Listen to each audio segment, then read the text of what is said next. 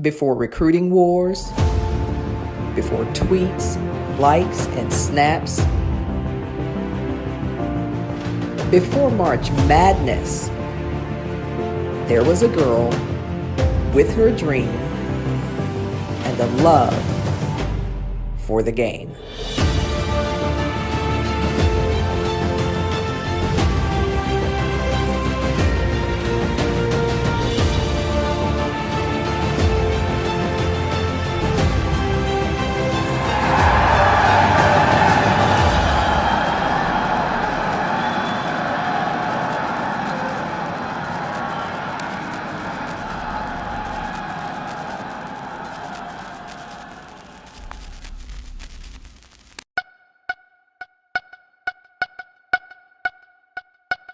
Yeah, we're good. All right. Hey, everybody. It's Fran Harris. Welcome to another edition of the Opinionators. You guys know I love to say this is a show about women, strong opinions. Deal with it. We are going to tell you exactly what we think about everything, all things women's basketball. And I'm excited to have a very opinionated baller on the line. Speaker, she's going to introduce herself, but y'all give it up for Susan Summons. Tell us who you are and what you're doing in the world that's special right now. Fran, it's great to be on the show with you. I'm Susan Summons of SusanSummonsSpeaks.com, one of the original W's. WBL Women's Pro Legend, National Coach of the Year, the only NJCAA African-American woman that's a National Coach of the Year. But you know what? It's all great. It's March Madness. It's great for women's basketball. They're rocking, they're balling, they're hooping, they're crossing over, and everyone's got an opinion on who's making it to the Final Four. Absolutely. So where'd you come from? What's your origin story? How'd you get started in basketball? You know, I'm from Boston, right there in the heart of Roxbury, and I grew up as a six-time Boston Neighborhood Basketball League MVP. Historical. Up there where the Reggie Lewis Center is, James Bailey, Patrick Ewing of the New York Knicks, up there in Cambridge, Ring and Latin, Frank Jarvis, that whole group. We played a lot of basketball in the Shelburne Center, Hartford, New York, Philly. So playing that game, growing up with the Boston Celtics, Tom Sanders, Don Nelson, sitting behind the bench in Boston Garden behind Red Auerbach. Basketball. Yeah, history for sure. Yeah, that's history. You could have played any sport, right? You're a great athlete. You could have played any sport. What made you choose basketball? Well, I chose basketball because at the time, Tom Nelson and Zach Sanders from the NBA Celtics was giving out scholarships for a basketball camp. I had just qualified for the national Jesse Owens track meets. And I said, wow, I got a chance to go to a basketball camp. That's going to be great. I like basketball. I was learning how to play it. And when I went to that camp, I think I must have cleaned up every award. And that just changed history right there. I fell in love with the game, developed that passion. You know how important that is. You're a champion yourself, Texas Longhorns, and you've won a lot of championships. So you know how important passion is. Yeah, without question. There's a lot of passion happening right now. We're doing this in the midst of March Madness. For some folks, it's March Gladness. For other folks, it's March Sadness. Let's be real. But this weekend, regional tournament play, what stood out for you? Which teams are showing out for you? Well, listen, Creighton, number 10. Creighton is 10, but they knocked out Iowa. It's the number 3 seed. There's no surprises there with some of your number 1 seeds. There's no surprises. They're getting it done. I mean, there's a game going on right now as we speak, a grueling game between Louisville and Tennessee. Come on. Who do you think's going to make it happen? I know it's difficult because, you know, we all have these predictions and there used to not be so much parity with women's basketball. So this will be a real easy conversation for us because the heavy hitters were always winning, but it's very different now. It's really different. I'm looking at the Tennessee and the Louisville game. And at first I was going to say, listen, Louisville's going to run away from this. And then Tennessee caught up 5 points, right? Yes, by 5 points. And I mean, they got a rebound. They kicked it out. She was smart enough, composed enough to kick it out for that 3 ball at the top. And that put them down by 2 at the time. And now it's a ball game. So it's difficult. Stanford, there's no surprises there. I mean, look at what's going on there. and your Texas Longhorns. I mean, listen, I've got to talk and talk up the Texas Longhorns because Jody Conrad, when I played the game and I was at Lamar University, we played against Stephen F. Austin. We played against the Texas Longhorns. And it's great basketball. So it's great to see the history. Yes. Wouldn't you say of that program? The history. Absolutely.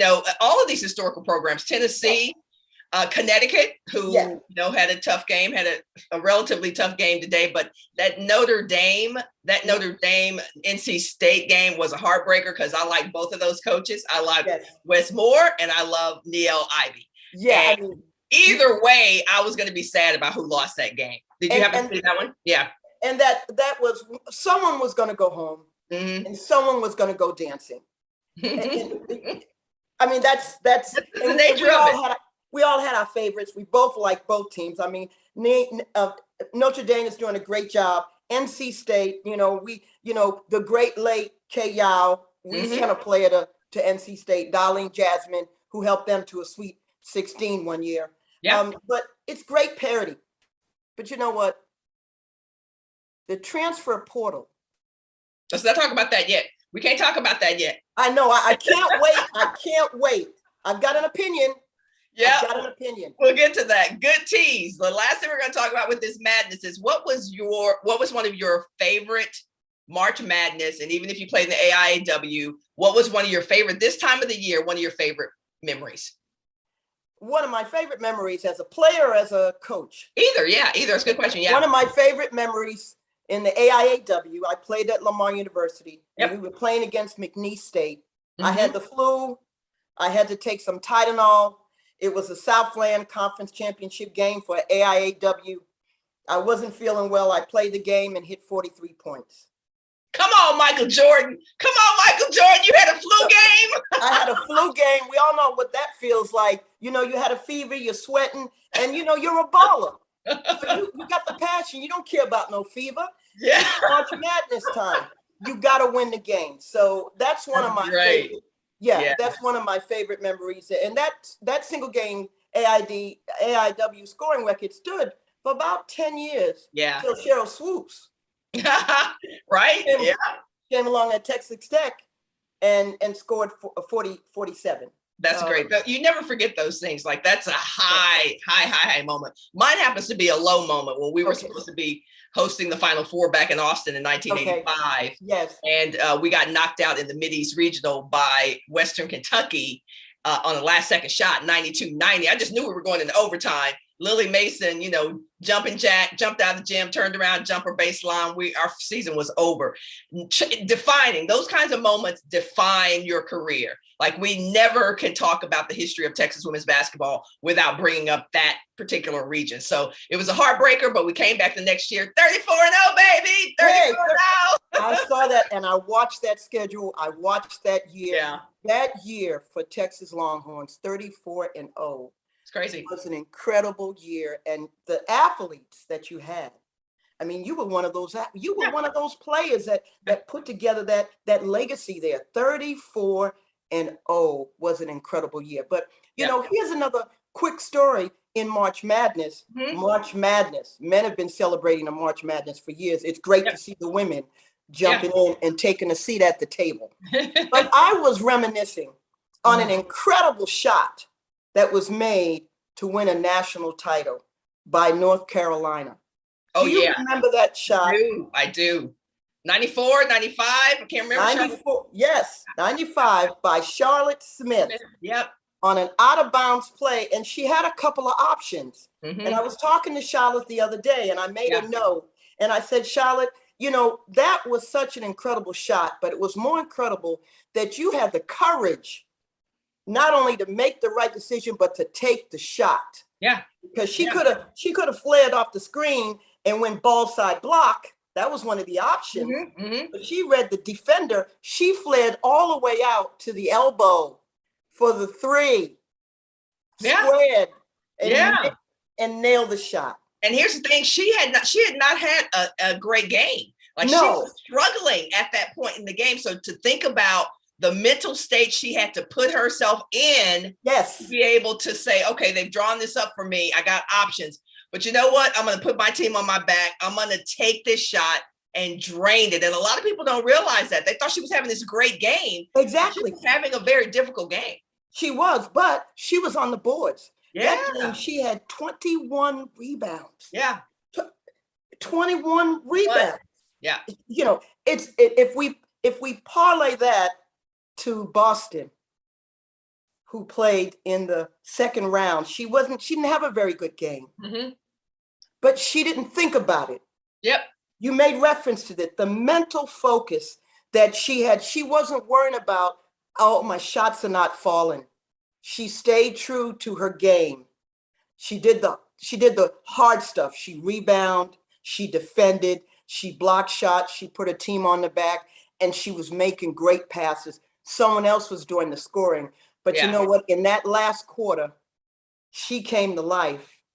And you know what? A great player and a great shooter never stops shooting. That's right.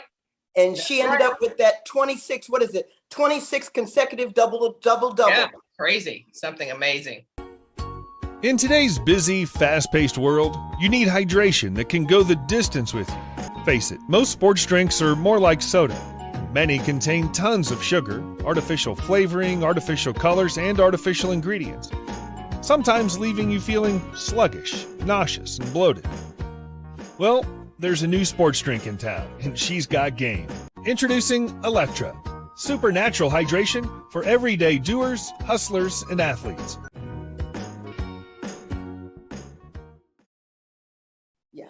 So let's turn our attention. We're talking about legacy programs. Charlotte Smith played for North Carolina, the Tar Heels, one of those great programs. We've talked about Lamar, which most people don't realize what an outstanding program Lamar University was. Stephen F. Austin, University of Texas, and Baylor University. We're going to turn our attention to talk a little bit about Baylor University because one of its greats is being detained in the Soviet Union. What are your, when I say a U.S. great basketball player or a U.S. citizen in general in the Soviet Union being detained, what's the first image you get of that? Well, first of all, the first image I'm getting is I'm sending up a lot of prayers and blessings for Brittany Griner. Yeah.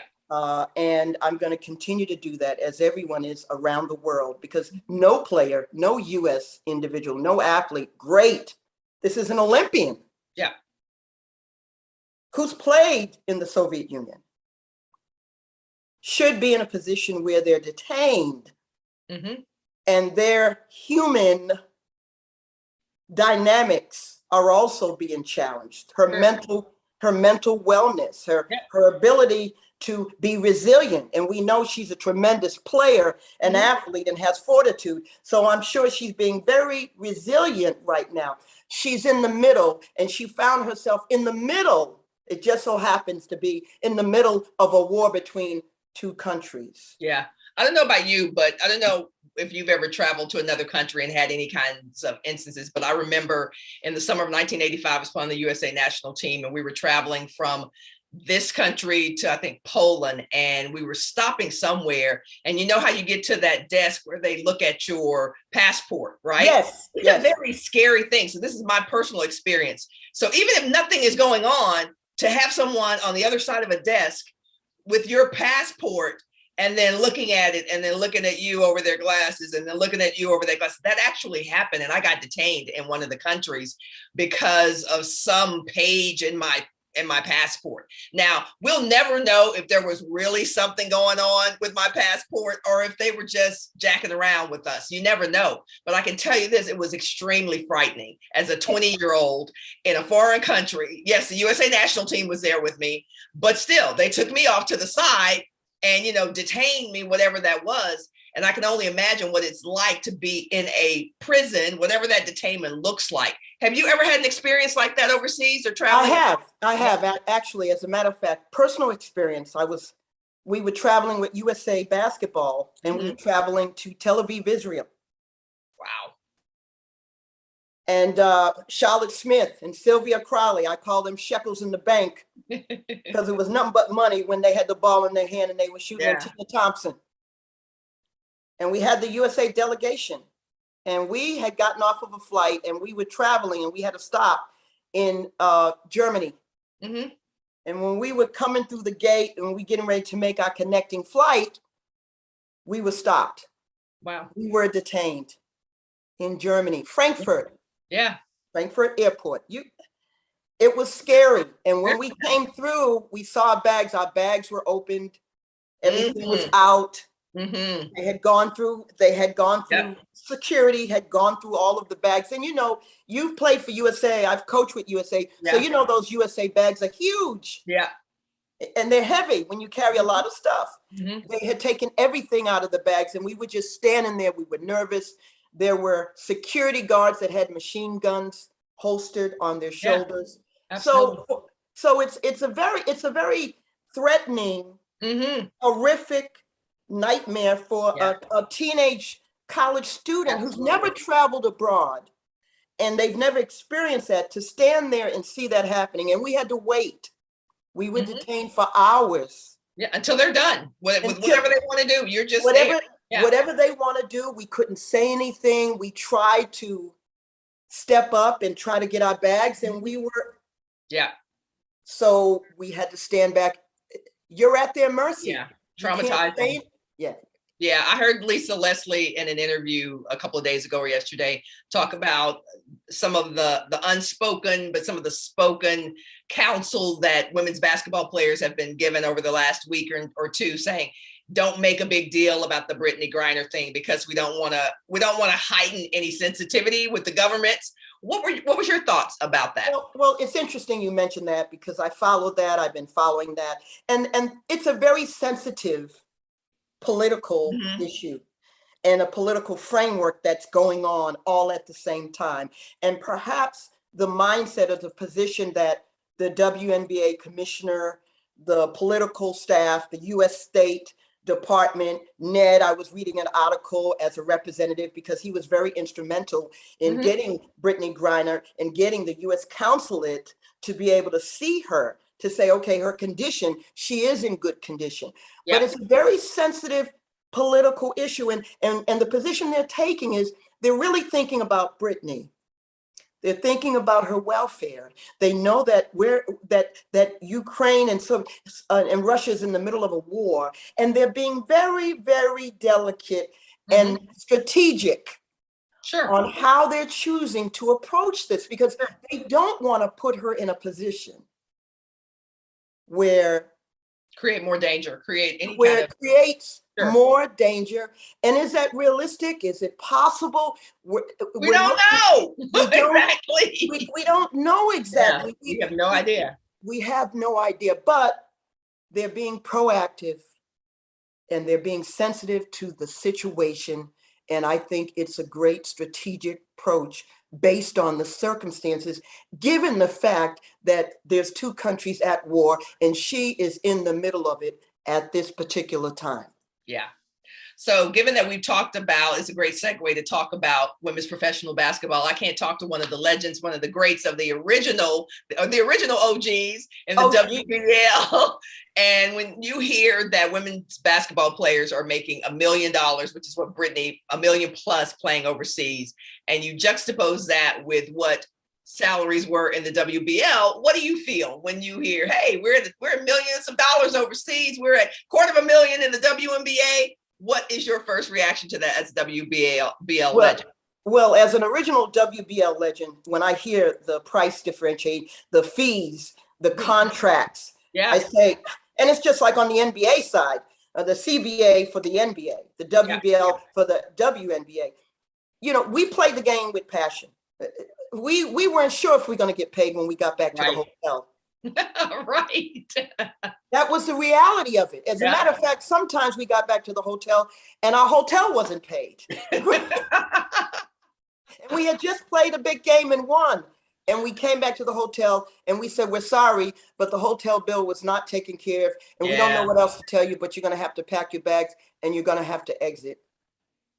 But the players that are playing the game today, 25 years in the WNBA, it's great to be able to see the evolution of this game, to be alive to see the evolution, to be alive and witness and see the history of women today playing the game getting the benefits of the revenue, the marketing, the media exposure, the kick up, the March Madness, the commercials. Brianna Stewart on the Coca-Cola commercial, standing at the Coca-Cola vending machine. Lisa Leslie. Yep, absolutely. Lisa Leslie, all of these phenomenal commercials, because the media is now paying attention to women and women in sports. Yeah, absolutely. Title IX, 1972, those Yes. who've been around understand that piece of legislation on the basis of sex/gender. You cannot discriminate against folks on that basis. So when you think about Title IX,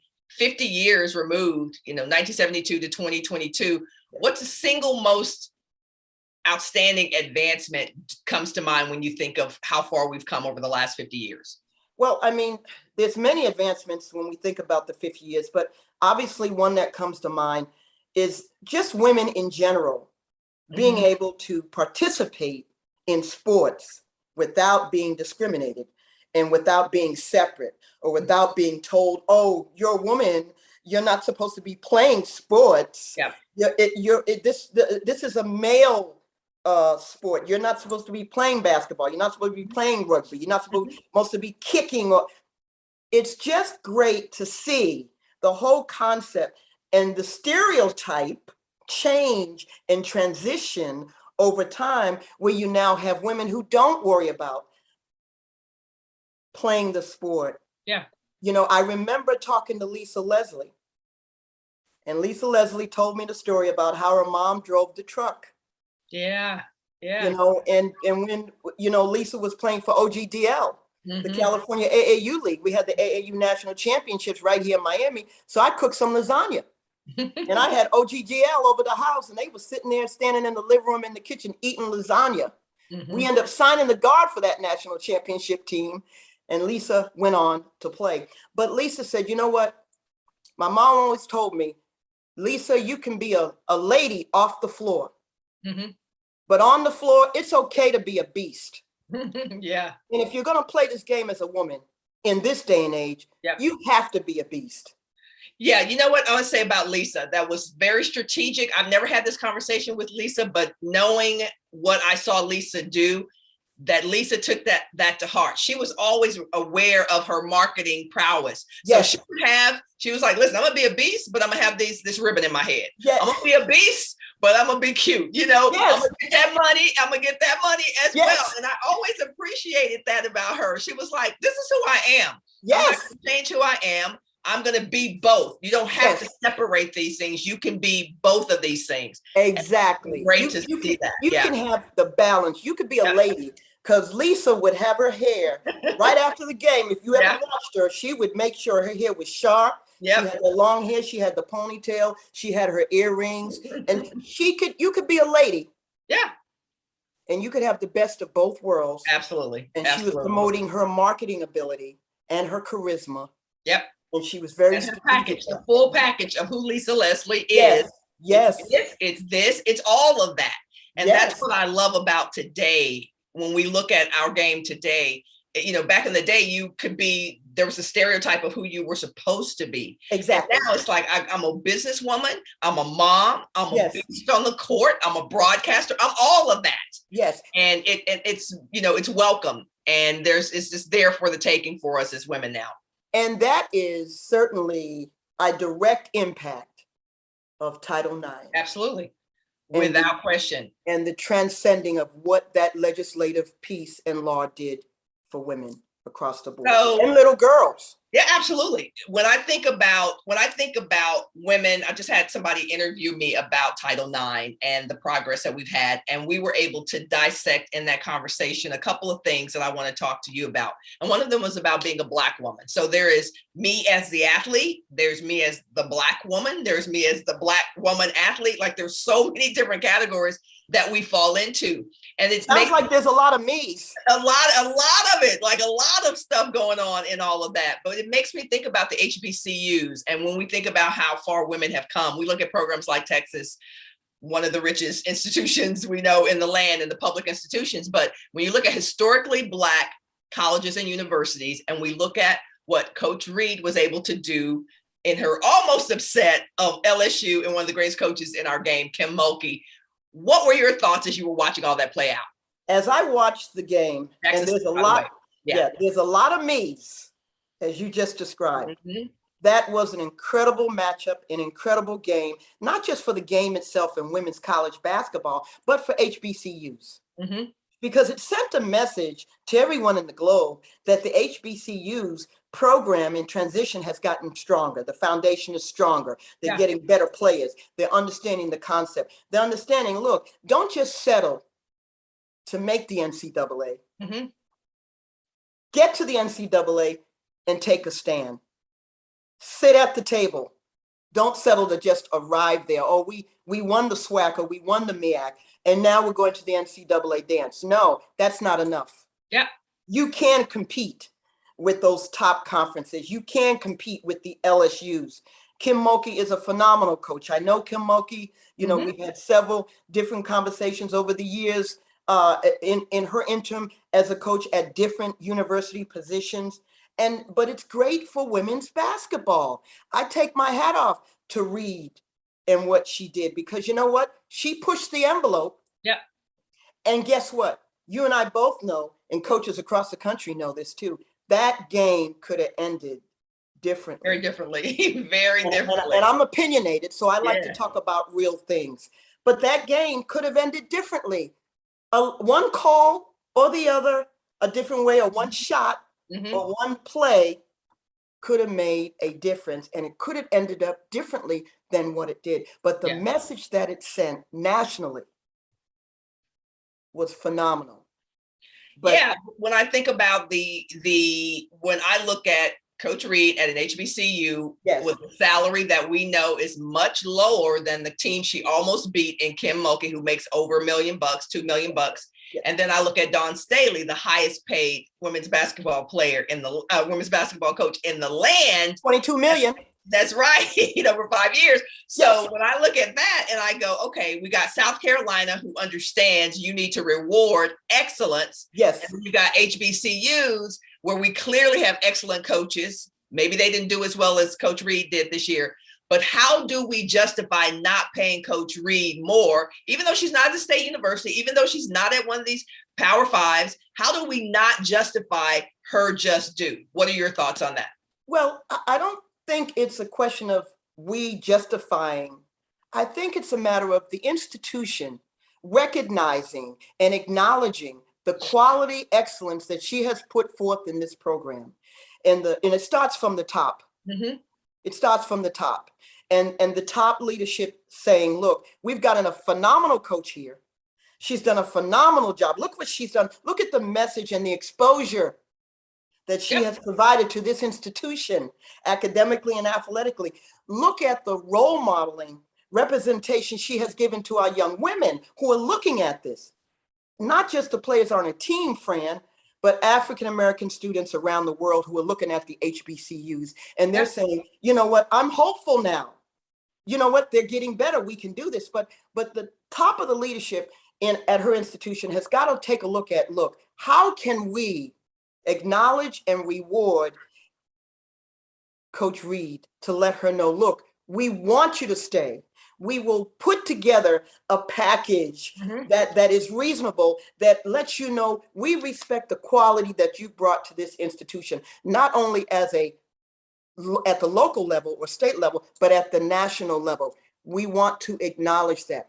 And it has nothing to do with, it's interesting, the controversial discussion that's been going back and forth on social media about the comments and the exchange in the conversation that occurred between Coach Reed and Coach Mulkey. I mean, they will compliment each other. Certainly the interpretation of the compliment could have been taken different by other people, but nevertheless, just because that game happened doesn't necessarily mean Reed is ready to fly the coop and say, let's leave the HBCU. And let's go where the big bucks are. Well, wait a minute. Maybe Reed wants to take the position Maybe. of building the program, building the richness of the HBCUs, and making it a national brand and taking the leadership role for HBCUs. And now someone else is following. Now I'm going to hold Maybe. a thought because you haven't gotten to the portal yet. Yeah, maybe.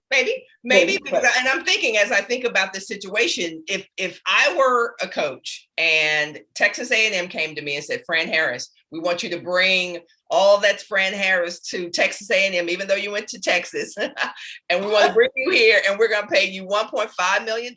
We believe in you. We whatever. And then an HBCU calls me and says, Fran Harris, we believe in you. We know what you did at Texas. We know what we want you to come and be the head coach at, let's say, I don't know where else, some other place, Jackson State, some other place. Yeah. That would be a difficult decision for me for different reasons. Number one, my heart is for building, for sure, wherever I go. And then I would have to say, at this point in my life, I would probably say, depending on how much the package was, like if they made me an attractive offer, not because money ain't everything, but if the offer was attractive enough, I could see me taking that.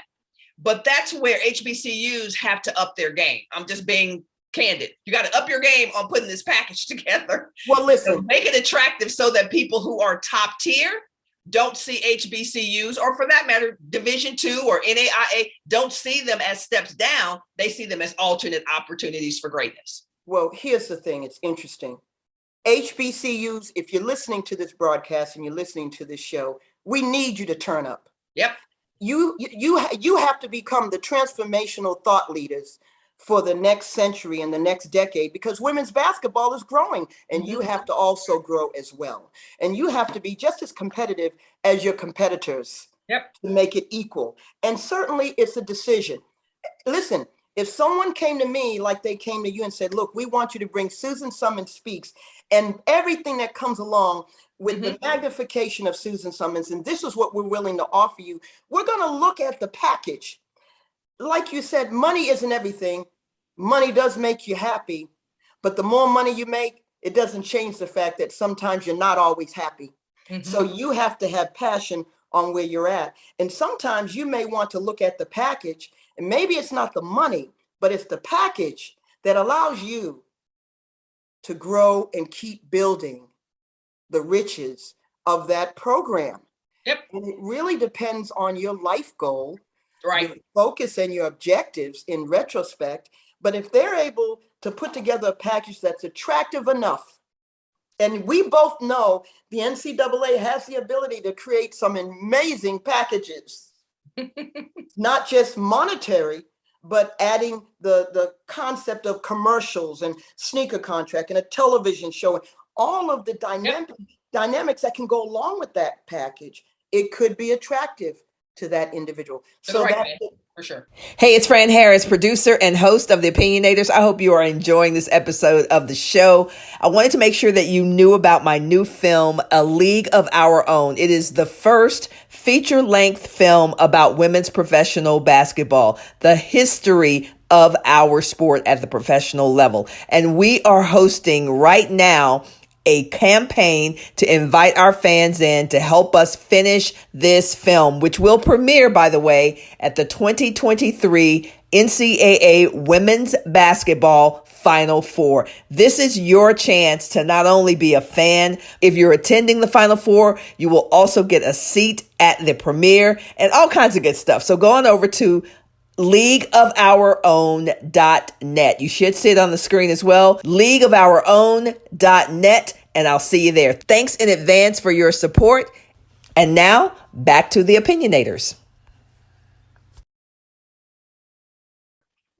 For sure. All right, Susan Summers, we could obviously talk about that a lot and a long time. We're going to turn our attention to one of my favorite segments in the Opinionator show, and it's called Hail to the Yeah or Hail to the No. All right, it's called Hail to the Yeah or Hail to the No. Strong opinions. You can't be in the middle. It's either Hail to the Yeah or Hail to the No. The transfer portal. I love this. Is going to be in all of them. The transfer portal. Hail to the yeah, hail to the no, or why? You can't be in the middle. Can't be in the middle. The transfer portal has leveled the playing field. It's leveled the playing field. So hell to the yeah? What you saying? Hell to the yeah? It's leveled the playing field.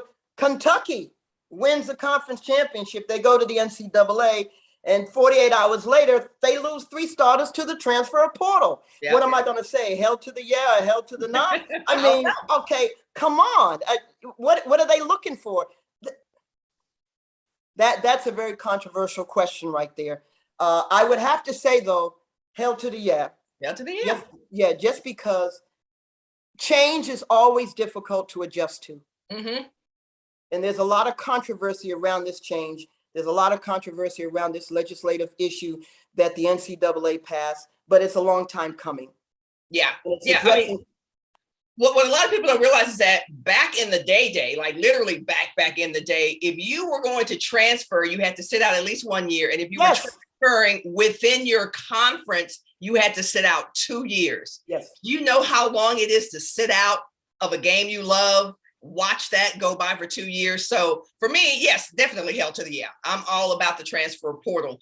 I do wish there was some way these kids could understand that your decision is one that has to be the right decision for you, because it's going to follow you wherever you go, right? It's going to follow you wherever you go. And if you're leaving because there's a personality issue, or you're leaving because, hey, I got a better job. That's what we do in the real world. If you can find a better job, go find a better job. Yes. So, but I sometimes feel, Susan, like these 19, 20-year-olds, they just get mad, right? Then they on the first thing smoking because they're mad about something. So. Yes. And we know it's not always good to make a decision like that when you're emotionally charged. Absolutely. You know, and 19 and 20-year-olds, a lot of times they can be very emotionally charged after a game, a losing season, a season coming back from a conference championship. They didn't play a lot of minutes. They felt like, I'm supposed to play a lot of minutes. So this transfer portal, though I'm supporting, hey, hell to the yeah, has a lot of controversial issues surrounding it. And as it continues in the next years to come, the NCAA is going to see a lot more issues surface as it relates to it, because kids now can exercise their right to say, you know what, I don't feel like being here anymore, and I'm going in the portal. Thank you very much. I really appreciate the opportunity you've given me, but I just feel like it's best for me to go ahead and enter the portal and find a better fit. Yeah. Here's my thing. If you are leaving, if you're putting your name in the portal 24 hours after your season ends, that tells me as a teammate and a coach that you weren't really all in. Well, I mean, literally, you haven't even, the grave is not even cold yet, and you're in the portal. So that tells me maybe the last month, the last quarter of the year, you were already thinking about leaving, which explains the way you played, which explains why we didn't get the best from you. Absolutely. And that's why you didn't get the championship. Yes, exactly. Kids are not buying in. And digging in and being committed. Halfway through the season, 12 games into the season, you got kids already mentally going through that mental wellness component. And they've already decided the portal. Oh, yes, I'm just going to ride it out and wait till we get to the end. So they don't buy in. They're not committed. And you see that in the resonating of their performance or lack of. Absolutely. Lack thereof. Yeah, so good one. Hell to the yeah on that one. All right, hell to the yeah on transgender playing in either women or men's sports. Where should transgender folks play, compete? Hell to the yeah into where they were born. Hell to the yeah into what they've chosen. Hell to the no in either of those. What should happen? Listen, hell to the yeah to wherever they decide they want to play. And we live in America. We live in America in a very controversial globe. And every day there's some level of controversy that's going on across the country. And it's just like a little girl who wants to play in a boys' league, or a boy that wants to play in a girls' league. There's a lot of issues around that. There's a lot of issues relating to the physicality of a transgender playing in a girls' league, because they're bringing with them that physicality of an advantage. But yet, if it's going to be voted on and it's supported at one level, then they need to look at supporting it across the board, because you can't support it in one area and not support it in the other area. Otherwise, you're going to have a controversial issue. Yep. I don't think there's any doubt that in some cases, and it's also a by sport thing. I mean, that's the reality. If we're playing chess, it may not be the same as if we're playing football. I mean, it's a reality, maybe a very different situation. And so all of that needs to get worked out, because what we all want is the equal opportunity to compete. We want, if you're in this sport, you're in this league, to have the opportunity to not just compete, but to win. You need the equal opportunity to win. And the field, and it has to be a leveled playing field. Yeah, absolutely. It has to be a level playing field, and equality and fairness. Yep. Is paramount. Yep. So get it worked out, y'all, because it is important. It is absolutely important to not just the competitors, but for the little girls and boys and trans community who's looking up, figuring out what am I going to do? Where am I going? How am I going to do this? How am I going to be able to pursue my dreams? So yes, that's it right there. Am I going to be able to pursue my dreams? Yep. All right. We're wrapping this up. We're going to talk about our predictions for the Final Four. I am very clear. I'm going to go second, but I am very clear on who's going to make it to the Final Four. Who's your Final Four and why? My Final Four, South Carolina, the 22 million. I'm not going to say the $22 million man. I'm going to say the $22 million woman. Don Staley, South Carolina. They got Boston. They got Henderson. They're clicking on cylinders. Stanford, Tara Vanderveer. You know, Tara Vanderveer in that Pac-10. They do it every year. They do it every year. They show up, they surface, and they make it to the dance. They're champions from last year, so I expect to see them. All right, that's two. Last two. You know, I'm pulling for Texas. You know, Texas, I've been watching them. I've been following them. I'm a big Texas fan. And this is probably one of the best teams I've seen in a while, consistent. They've got all the pieces. I'm anticipating that they're going to make it there. And they can't make it if Stanford does. They're playing Stanford tomorrow. So you love Stanford, you love Texas. You got to love one of them a little bit more than the other. So NC State, you know, the game today, Louisville. What about Louisville? We don't want to, you know, Louisville and Tennessee been going at it. We've been here on the show talking opinions and sharing opinions. But the score was very tight. I believe Louisville did pull it out. Yep. So I expect Louisville to be one of those Final Four teams as well. So that's my four. That's why. Hell to the yeah. All right, my Final Four. South Carolina. South Carolina, because they got all the pieces. I will say this to the gals, come on, till the tournament's over. They got the talent, they got the coach, they got the swag, they got the experience, and they got this one thing. They got the memory of losing on a last-second shot last year. I remember that. I know as competitors, that will haunt you and motivate you. So they also have that edge of not feeling the way they felt last year. I certainly identify with that from playing on a team that lost and then had to come back and win. South Carolina, NC State. Yes, people are like, whoa, you're taking NC State over Connecticut, but Connecticut, this is their 16th straight, season, blah, blah, blah, blah. I'm like, yeah, love Connecticut, but I feel the hunger of the Wolfpack right now. Yes. And I think they're going to come out of it. And they got the pieces. I question whether Beckers is actually back. I was watching the game today and she was kind of limping. She wasn't full speed. Clearly, Connecticut is not a one-woman show, but she is a very big piece of that puzzle. So I take NC State on that. Louisville, love the way they play. Love that they look locked in and bought into the system. And then that final piece, I'm taking Texas over Stanford. And not just because they're my Longhorns, but because they're peaking at the right time. They're peaking at the right time. And look, you love Stanford. I love Stanford because they're different. They're hard to guard. They don't have traditional pieces. So you got a tall point guard, in Haley Jones, you got her. So I love that about them. But I think it is difficult to go against Texas's pressure and just nattiness. I always tell people, when you got a team that plays defense like that, it's like the fly at your family reunion on your barbecue, Susan. And you know what I mean? They just every time you try to bite a piece of your rib, they are everywhere. So that's what I love about what's happening with Texas. That's my Final Four, and I'm sticking to it, girl. Hell to the yeah. Susan, it's been great to chat with you. You're amazing. Your ideas, your opinions, all that great stuff. Great to talk to you. Hope to have you on the show again for sure. Any final thoughts for these women's basketball fans out there watching you right now?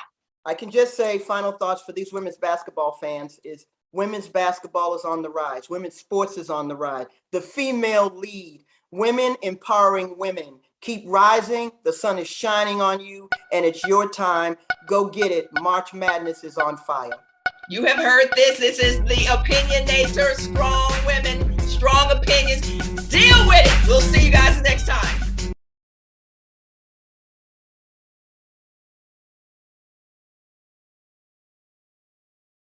Before recruiting wars, before tweets, likes, and snaps, before March Madness, there was a girl with her dream and a love for the game.